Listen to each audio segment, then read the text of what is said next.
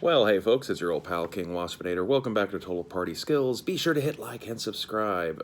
Today I'm going to talk a little bit about how to Dungeon Master and fit the various animal races that have been made available over the years for 5th edition D&D into your games. Now, it is my understanding that amongst a certain segment of the player base, the concept of furry player character races is become a little controversial. A lot of this is over kind of an assumed paranoia that the Tumblr furry crowd is going to, like ruin basically everyone's games playing Loxodons and Leonin and Tabaxi and stuff like that. I'm sure there's a few of those cases out there. I would say that in all likelihood, if those people were to be playing D&D anyway, and the older versions of D&D where they didn't have animal races available, they would probably still be over-sexualizing their elves or gnomes or whatever is available there for them to play. And it's possibly just an indication that that person is not a good candidate to be a player, or at least not in a good game.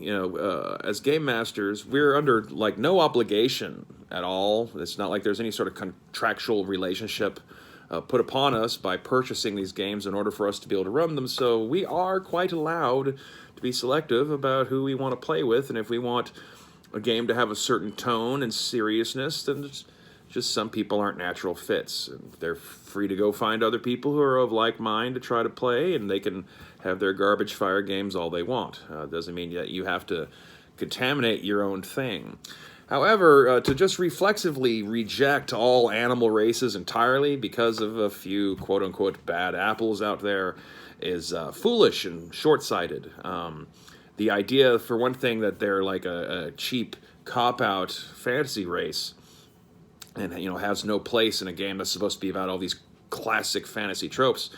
I don't know how to break this to you guys, but the presence of anthropomorphic talking animal people is rife throughout human mythology across the world, up to and including us Western European types, and way predates stuff like elves and goblins and gnomes and all that kind of shit. Some of the very oldest human art is a little tiny statue of a dude with a lion's head. These are not at all new things to be bringing in to a fantasy game. And, if you're looking to try to create a fantasy setting that's based on a different cultural trope, the inclusion of animal races often fits really well. You want to have an African setting, instead of, trying to put elves and dwarves in it, you put some Leonin and Loxodon in there. Same thing if you want something based on subcontinental India, Bharat kind of a thing. You would use, once again, Loxodon. If you're going for something like, a Japan setting, you could have the Kenku stand in as Tengu, all that kind of stuff. I mean, they're perfectly valid. They are also all listed as optional. For some reason, whenever anything comes out in any one of the official books, even if it's said this is entirely at the Dungeon Master's option to include, for some reason everyone just seems to just kind of feel like, oh shit, this is now in the setting and we have to work it in to everything. I mean, for one thing, most of the pre-published 5th edition settings, which are primarily set in Forgotten Realms, there's nothing in that setting that incorporates most of these species anyway. What does it count as a furry? Volo's Guide kind of started it with putting in stuff like the Kenku and the Tabaxi, which are like jaguar people.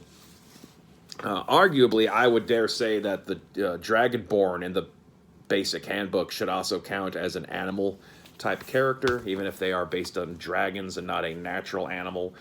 Ravnica gives us the Loxodon, which are elephant folk. Mythic Odysseys of Theros give us the Leonin. Also, Minotaurs, that's an animal creature. That's present in mythology and has been used as player characters going well back all the way to AD&D and Dragonlance and such.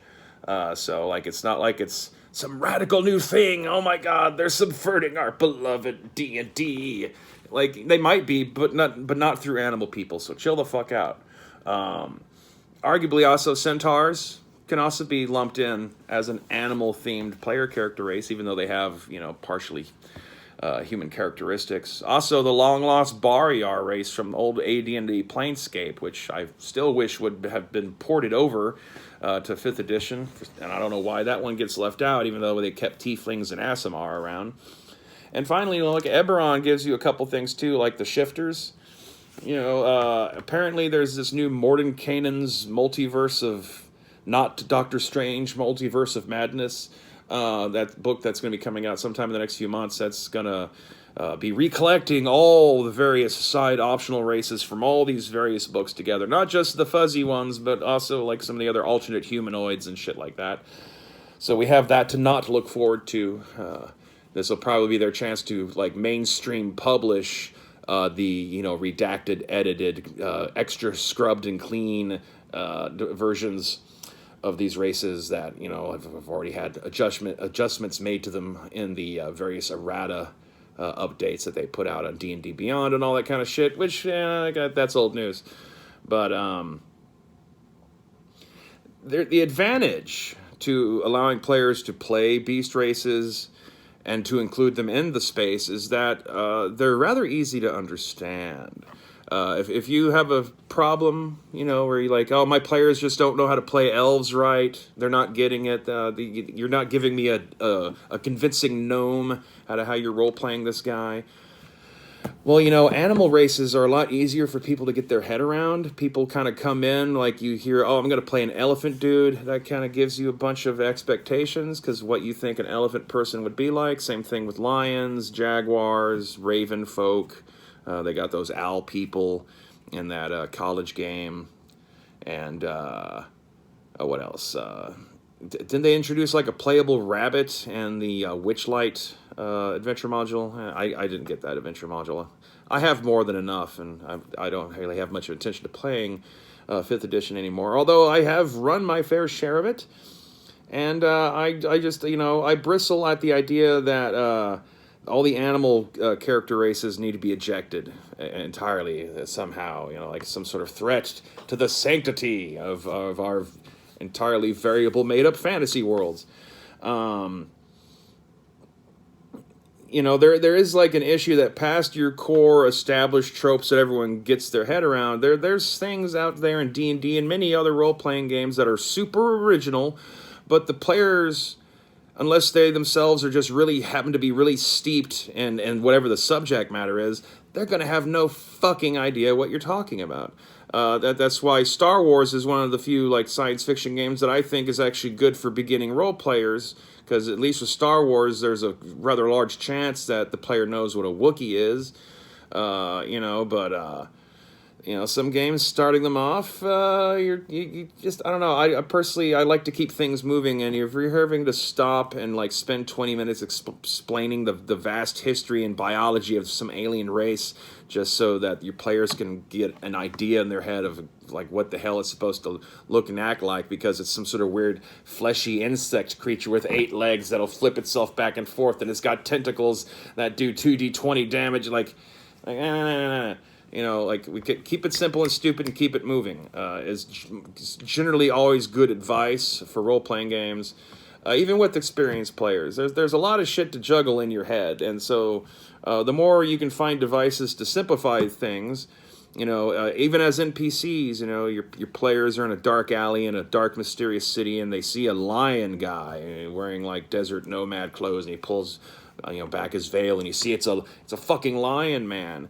Now, even if that lion character is going to end up acting against type, just that description alone should inform the players, and they'll have all sorts of baggage, and they'll feel intimidated, in which case that gives you the framing to then have the lion guy be nice or trying to negotiate with them and play against what their initial assumptions is, which is going to be, oh fuck, this is going to eat us.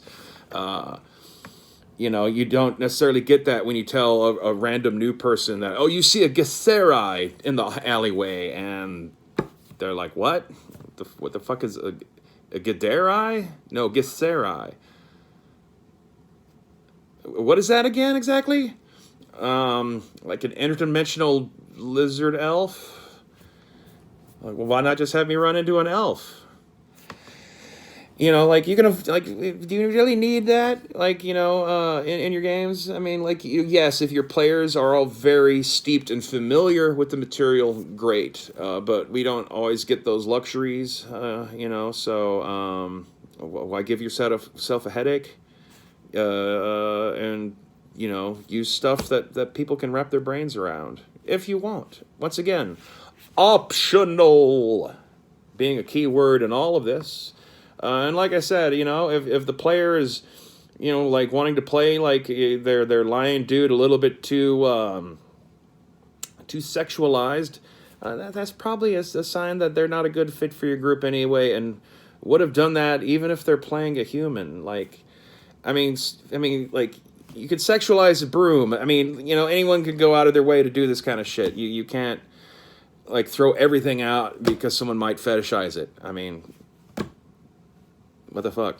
And also, like, learn to have a little backbone and don't allow people to just step all over you. Like, this is a role-playing game, not a playground for your sexual fetishes. Not that there's absolutely nothing wrong with sexual fetishes. We all have them. But, you know, the appropriate times and places for things. Some stuff should be kept in separate boxes. There's a reason for this sort of stuff, you know. But that's just me. So anyway, leave opinions and talk to you later.